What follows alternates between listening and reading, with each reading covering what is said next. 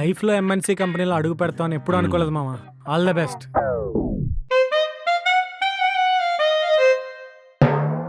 ఒరే, first time corporate ఆఫీస్లో అడుగు పెడుతున్నావు. దేవుడికి దండం పెట్టుకుని కొబ్బరికాయ కొట్టేద్దాం. ఇక్కడ దేవుడు ఎక్కడ ఉన్నాడు మామ? ఒరే, దేవుడు విగ్రహం ఉండాలింట్రా. హీ సర్వంత్రయామి, ఎక్కడైనా ఉంటాడు.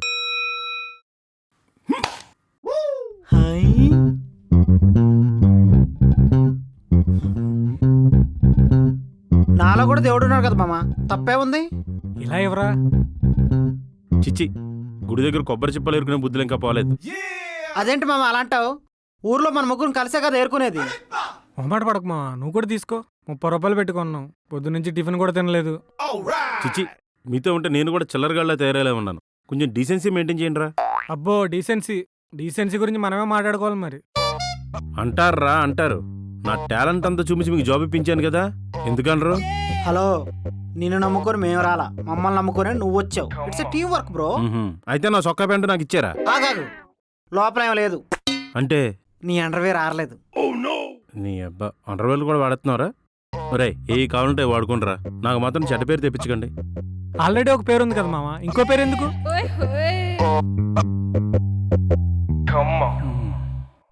రే, మిద్దరు నాకు చిన్న హెల్ప్ చేయాలరా. ఏంటి మామ, నా అండర్వేర్ వాడుకుంటా? అది కాదు, మన రూమ్మేట్స్ అని ఎక్కడా చెప్పకండి రా. నేను తప్పుగా ఏమన్నా? అదే కదా. గుడ్ మార్నింగ్ అండి. 5 minutes లేట్. నా వాచ్లో కరెక్ట్గానే ఉంది. నా వాచ్లో 5 minutes ఫాస్ట్గా ఉంది.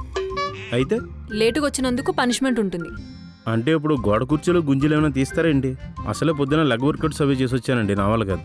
చచ్చా, అలాంటివన్నీ ఎందుకు చెప్తాను? థ్యాంక్స్ అండి. టేబుల్ క్లీన్ చేయి. టేబుల్స్ క్లీన్ చేయాలా? టేబుల్స్ క్లీన్గానే ఉన్నాయి కదండి, కాకపోతే ఫ్లోరే కొంచెం డస్ట్ పట్టుంది. యూర్ రైట్, మాప్ పెట్టే. మామా, ఏమైంది మామా? కార్పొరేట్ ఆఫీసులో పనిచేసే వాళ్ళని కార్పొరేట్ కూలీలను ఎందుకంటారు ఇప్పుడే అర్థమైందిరా. ఎందుకంటారు? ఓ బకెట్ నీలో మాఫు పట్టుకొచ్చి చెప్తాను. ఓకే. నేనేం తీసుకురాను మామా. బాగా ఎగ్జైట్మెంట్ ఫీల్ అవుతున్నా, చీపురు పట్టుకొచ్చి. సరే మామా.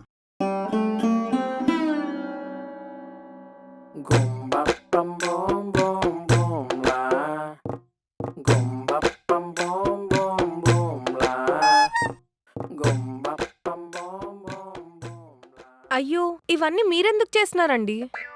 తప్పే ఉందండి మన పని మనం చేసుకోవడంలో. మన ఆఫీసే మనకి దేవాలయం, దాన్ని శుభ్రంగా ఉంచుకోవాలి కదా. మామా, ప్రసాదం ఎక్కడ పెడుతున్నారు?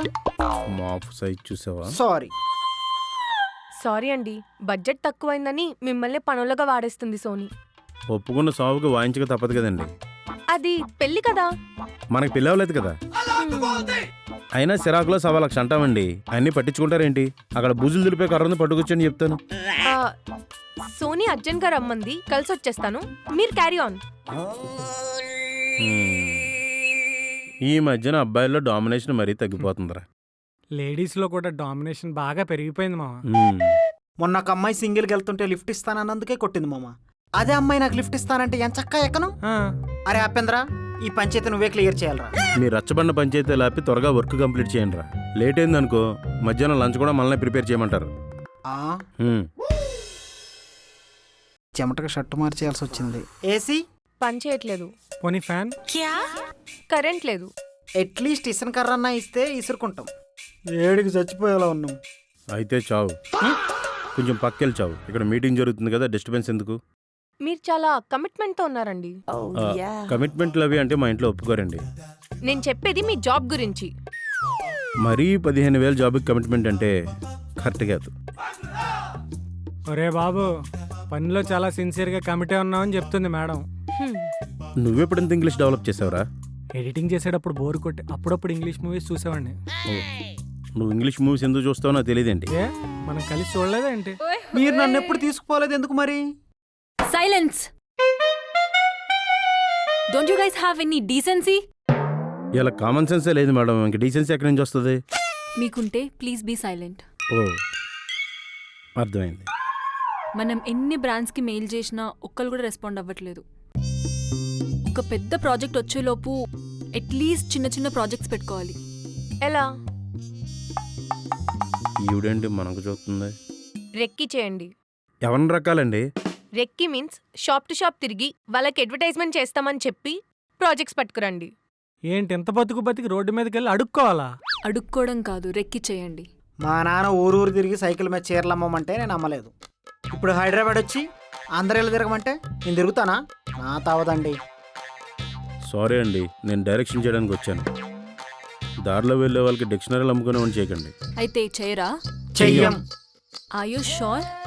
100%. బాగా ఆలోచించుకోండి. ఒక్క బ్రాండ్ తీసుకొచ్చిన వాళ్ళకి ఆన్ ద స్పాట్ 5,000 బోనస్గా ఇస్తాను. 5,000 పదండ్రా. ఈ మొక్క ముందు చెప్పాలి, ఎంత టైం వేస్ట్ చేశారు. వీళ్ళు తెస్తారంటావా? ఖచ్చితంగా. అంత ఖచ్చితంగా ఎలా చెప్తున్నావు? వారం తర్వాత తినే చికెన్ కర్రీ కంటే ఆ రోజు తినే ఎగ్ ఆమ్లెట్కే మంచి ప్రిఫరెన్స్ ఇస్తారు. ఇంక నిన్నేం అడగనులేవే. పిఆర్ని కదా, కమ్యూనికేషన్ స్కిల్స్ ఎక్కువై అప్పుడప్పుడు ఇలాంటి మాటలు వస్తుంటాయి. అప్పుడప్పుడు నువ్వు పిఆర్ అన్న విషయం నాకు గుర్తు చెయ్యే. తనని తాను గుర్తు చేసుకునేవాడు పిఆర్ కాదు. తన మాటలతో వాళ్ళకు గుర్తుండిపోయేలా చేసేవాడే పిఆర్. నువ్వు కూడా వాళ్ళతో వెళ్ళు. నేనెందుకు? నువ్వు పిఆర్వి కదా, వాళ్ళు ఏమైనా ప్రాజెక్ట్స్ తెస్తే ఆ షాప్లో వాళ్ళకి నువ్వు ఎక్స్ప్లెయిన్ చేయడానికి. ఇప్పుడు నేను డైలాగ్ వేసాననే కదా నన్ను పంపించేస్తున్నావు. డౌటా? ఎలా? అందుకనేనే మీ అక్కకి ఈ బ్రాంచ్ మీద నమ్మకం లేకుండా పోయింది. ఏంటి? ఏం లేదులే, వెళ్తున్నా.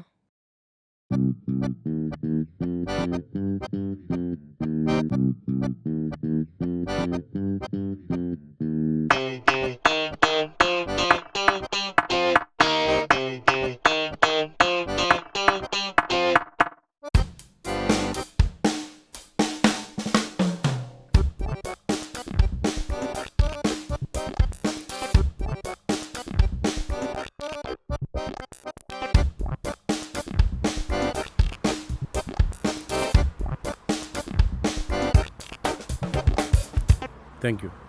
ఎంత కష్టపడినా ఒక్కడు కూడా ప్రమోషన్కి ఇవ్వడేంటి? ఎందుకు ఇస్తారు? ఎవరి కాళ్ళకి యూట్యూబ్ ఛానల్స్ ఉన్నాయి, ఇన్స్టా పేజెస్ ఉన్నాయి. ఎవరి బ్రాండ్ని ఎలా ప్రమోట్ చేసుకోవాలో వాళ్ళకి బాగా అర్థమైపోయింది. పాలసీ వాళ్ళ దగ్గర నుంచి ఫారెన్ వెళ్ళే వాళ్ళ వరకు అందరూ కూడా ఇన్ఫ్లుయెన్సర్సే. అంటే ఇప్పుడు ఎవరు మనకి ప్రమోషన్లు ఇవ్వరంటారా? అదే అర్థం కావట్లేదు.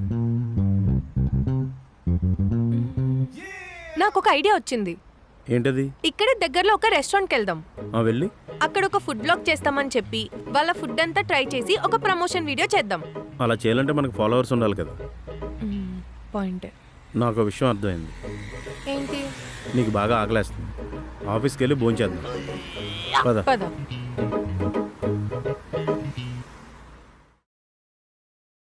మీరు లంచ్ బాక్స్ తెచ్చుకోలేదా?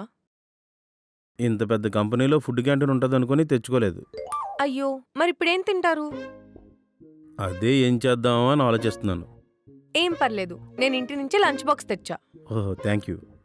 నేను బాక్స్ తెచ్చుకుంటే మీరెందుకు థ్యాంక్స్ చెప్తున్నారు? మీరేమైనా ఆర్డర్ పెట్టుకోండి. మనుషుల్లో ఈ మధ్యన మానవత్వం లేకుండా పోతుంది.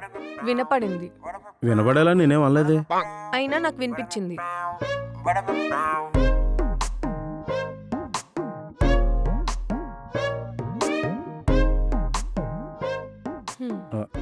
థ్యాంక్స్, నువ్వు చాలా మంచిదానివి. ఇప్పుడే మానవత్వం లేదన్నారు. నీ చేతి ఫుడ్ రుచి చూశాక నా మనసు మారిపోయింది. నేను చేయలేదు, మా అమ్మ చేసింది. అంటే నీకు రాదు. నేర్చుకోలేదా? టైం లేదు. ఎప్పుడు నా ప్రొఫెషన్లో ఎలా ఎదగాలి, పెద్ద కంపెనీస్కి ఎలా పిఆర్ చేయాలి అని ఆలోచిస్తూ ఉంటాను. అబ్బో, ఇప్పటివరకు ఎంతమంది సెలబ్రిటీలకు పిఆర్ చేసావు? చాలా హీరోస్కి like Prabhas, Allu Arjun, Ram Charan, Pawan Kalyan sir is my favourite. ఇప్పుడు నిజం చెప్పు. అంటే వీళ్ళందరికీ చేయాలని అనుకున్నా. మంచిది. ఈ మధ్య ఇండస్ట్రీలో లేడీ పిఆర్స్కి మంచి డిమాండ్ ఉంది. థ్యాంక్ యూ, మీరు చాలా పాజిటివ్గా మాట్లాడుతున్నారు. ఓన్లీ పిఆర్ అని ఇంకేమైనా చేస్తుంటావు? ఏమైనా అంటే అప్పుడప్పుడు కవితలు రాస్తుంటాను. ఏది ఒకటి వదులు. ఈరోజు మార్నింగ్ ఒకటి వచ్చింది. ఆఫీస్ అంటేనే పోరాటం, జీతం కోసం పడే ఆరాటం, ఎండలతో చేసాం చలగాటం, చెమట వల్ల వచ్చింది ఇరకాటం, వడదెబ్బ తగిలితే ప్రాణ సంకటం. వడదెబ్బలు కాదు, నీ కవితలతో వస్తుంది ప్రాణ సంకటం. నువ్వు పిఆర్గా ఎందుకు సక్సెస్ అవ్వలేదో ఇప్పుడు అర్థమవుతుంది నాకు. నా ఫుడ్ తింటూ నన్ను ఎగతాళి చేస్తున్నారు. ఫుడ్ పెట్టావు, నిన్ను పొగిడితే ఇంకో 10 కవితలు రాసి జనం మీద వదులుతావు, అప్పుడు బాధపడాలి. నా ప్లేట్ నాకు ఇచ్చేయండి. ఒక నిమిషం. తీసుకో నీ తోకలో ప్లేట్. నా మాటిని నీవు ఈ ప్రొఫెషన్ కరెక్టో కాదో ఇంకోసారి ఆలోచించుకో. స్టాప్. మీలా డిస్కరేజ్ చేసేవాళ్ళంటే నాకు పిచ్చ కోపం. అసలు మీలాంటి పక్కన ఏ అమ్మాయి ఉండదు.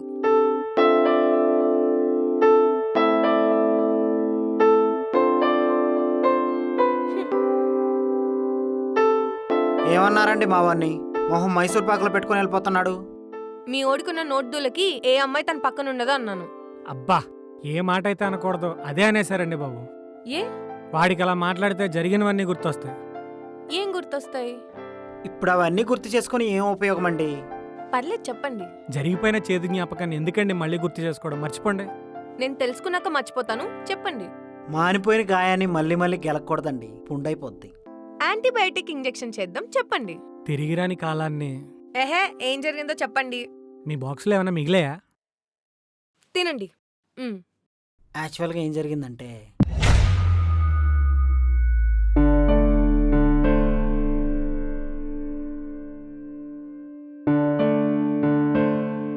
సారీ, నీకు పాస్ట్లో బ్రేకప్ స్టోరీ ఉందని తెలియక ఏదో డైలాగ్ వేస్తాను.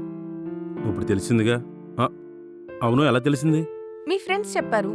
ఈ ఫ్రెండ్స్ ఉన్నారే, రిజర్వ్ బ్యాంకులో దాచినట్టు మన సీక్రెట్లన్నీ దాచిపెడతాం. రిజర్వాయర్లో వాటర్ వదిలినట్టు అందరికీ వదిలేస్తారు. బ్లేడీ అన్ప్రొఫెషనల్ ఫ్రెండ్స్. ఇంకేం చెప్పారు? ఊళ్ళో నా మరదల గురించి, ఎందుకు బ్రేకప్ అయింది మొత్తం చెప్పారా? మీకు జస్ట్ బ్రేకప్ అయిందని మాత్రమే చెప్పారు. ఓ, నేనే వాగిస్తానా? ఇంతకీ బ్రేకప్ ఎందుకైంది? అది నీకు అనవసరం. అబ్బా చెప్పు. ఎందుకు? ఆ, కవిత్వంతో పాటు ఈ మధ్య స్టోరీ రైటింగ్ కూడా చేస్తున్నాను. పెద్దగా చెప్పుకోవడానికి ఏం లేదు. నా మరదలంటే నాకు ఇష్టం. కానీ ఇంతకాలం బాగానే ఉన్నాం కదా. ఇకపై ఉండలేమని చెప్పడానికి వచ్చాను బావా. అదే ఎందుకు? నువ్వంటే నాకు ఇష్టమే బావా, కానీ ఇది వర్కౌట్ అవ్వదు. ఈ మధ్యన మలయాళం సినిమాలు కూడా బాగానే అర్థమవుతున్నాయి, కానీ నీ మనసులో ఏముందో అర్థం చేసుకోలేకపోతున్నావు. నేను పెళ్ళయ్యాక ఎలా ఉండాలనుకుంటున్నావు బావా? నాతో కలిసి ఒక డైరెక్టర్ భార్యలా ఇంటిని మన లైఫ్ని హ్యాపీగా చూసుకుంటా. కానీ నాకు వేరే ఆలోచనలు ఉన్నాయి. నేను కూడా ఫేమస్ అవ్వాలనుకుంటున్నా. ఒక పాపులర్ డైరెక్టర్ భార్యగా నువ్వు కూడా ఫేమస్ అవుతావు కదా. అలా వచ్చిన పాపులారిటీ నాకు వద్దు. నాకు నేనుగా సంపాదించుకోవాలి. అంటే? నేను మోడలింగ్ చేస్తాను. మోడలింగా? హ్మ్. నేను ఒప్పుకున్నా మీ నాన్న ఒప్పుకోడు కదా. మా నాన్న ఒప్పుకున్నా ఒప్పుకోకపోయినా నేను వెళ్తాను. అంటే అది కాదే. ఇంకేం చెప్పకు బావా, నా దారి నేను చూసుకోవాలనుకుంటున్నాను. నా గురించి మర్చిపో. సరే, నీ ఇష్టం. కానీ నీకు ఎలాంటి ప్రాబ్లం వచ్చినా ఈ బాగున్నాడని మాత్రం మర్చిపోకు. సరే బావా, నేను వెళ్తాను.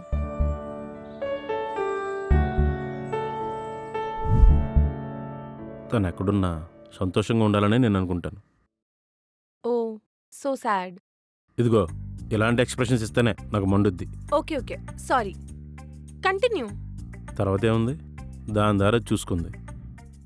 ఏ దారి లేనోడిని ఈ సినీ ఇండస్ట్రీ అనే గోదావరిలో నా దారి నేను వెతుక్కుంటున్నాను. ఇండస్ట్రీ లోతెంతో తెలియదు, ఎంత దూరం ఏదాలో కూడా నాకు అర్థం కావట్లేదు. అవతల ఒడ్డు అసలు ఉందో లేదో కూడా తెలియట్లేదు. లేకపోతే ఇలానే కొట్టుకుపోతానేమో అర్థం కావట్లేదు. లోతు తెలియకపోతే నీకు ఈతొచ్చు కదా, ఈదు. అలసిపోయే వరకు ఈదు. నిన్ను చూస్తుంటే ఒక మంచి డైరెక్టర్ అవుతావు అనిపిస్తుంది. నాకే కనుక ఛాన్స్ వస్తే ఖచ్చితంగా నీ మూవీకి పిఆర్ నేనే చేస్తాను. ధైర్యంగా ఉండు, నువ్వు సాధించగలుగుతావు. Just never give up, okay?